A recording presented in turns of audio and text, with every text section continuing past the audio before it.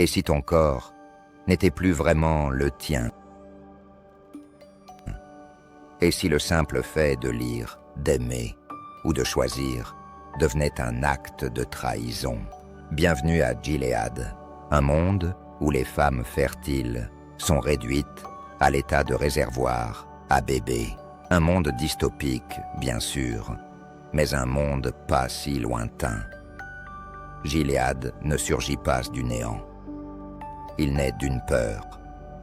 La peur de la disparition, de l'infertilité, du chaos.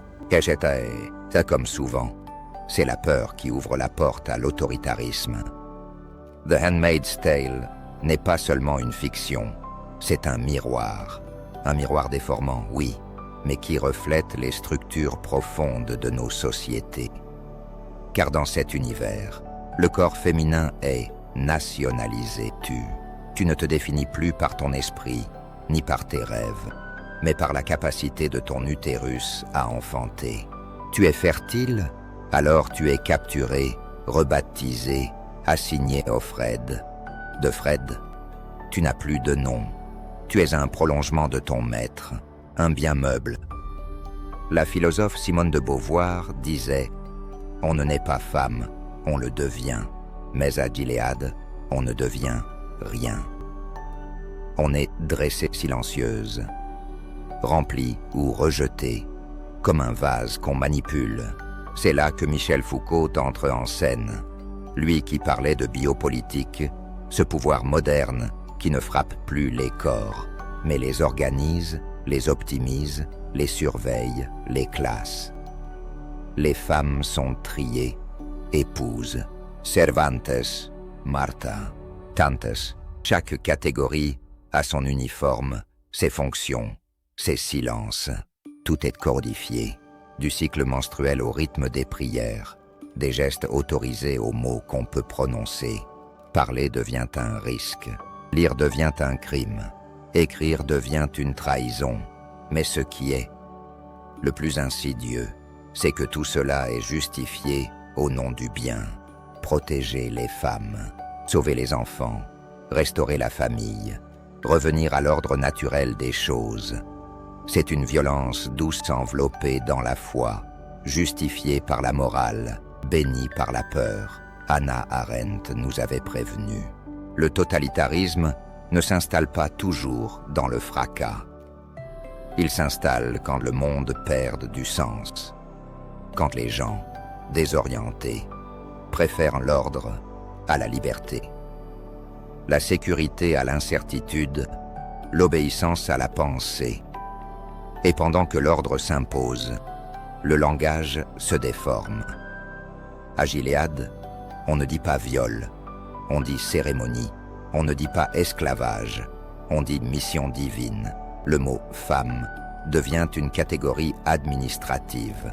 Le langage ne décrit plus la réalité. Il la recouvre. Il la tordit, la remplace. George Orwell le disait dans 1984. « Détruis les mots, tu détruis les idées, et sans idées, plus de révolte. » Et pourtant, quelque chose résiste. Dans un regard échangé furtivement, dans le souvenir d'un livre lu en cachette, dans une caresse imaginée, ou même dans un rêve étouffé. June, ou plutôt Offred, pense encore. Et penser ici, c'est déjà se révolter. Albert Camus écrivait « Je me révolte, donc nous sommes ». Et c'est peut-être ça, le noyau de Gilead. Tout faire pour que tu ne sois plus un nous, pour que tu ne sois plus qu'une pièce, une fonction, une solitude programmée, mais tant qu'une pensée persiste, un souvenir, un désir. Alors, le système n'a pas totalement gagné. June n'a pas d'armes, pas de tribune, mais elle a son corps. Et ce corps, même contraint, même violé, se souvient qu'il est vivant. Dans notre monde, peut-on encore penser que tout cela n'est que fiction? Dans de nombreux pays, le droit à disposer de son corps recule. L'accès à l'avortement est criminalisé. L'éducation sexuelle censurée. Et les femmes surveillées, régulées, culpabilisées. Gilead n'est pas une invention, c'est un assemblage. Une patchwork de lois réelles, de régimes existants, de peurs bien concrètes. Margaret Atwood l'a dit, elle n'a rien inventé. Elle a simplement observé et assemblé ce que l'histoire, l'actualité, les lois avaient déjà mis en place. Et c'est là que l'alerte devient brûlante, car Gilead n'apparaît pas soudainement.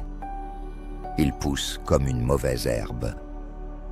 Lentement, silencieusement à force de compromis, de renoncement, de silence. Il ne s'impose pas. Il se glisse dans les discours, dans les lois, dans les regards qui ne s'indignent plus. Mais même là, même dans cette nuit, il reste un territoire que le pouvoir ne peut totalement conquérir. Le corps souffre, mais il ressent, il rêve, il désire. Il se souvient, et comme le disait Merleau-Ponty, le corps est notre manière d'être au monde. Il est mémoire. Il est langage silencieux. Il est révolte en puissance. The Handmaid's Tale est donc bien plus qu'une série. C'est une alarme, un avertissement, un cri étouffé qu'il faut entendre. Parce que penser, t'es déjà résisté. Et toi, quel est ton nom? Et tant que tu peux te le choisir, tu n'es pas encore esclave.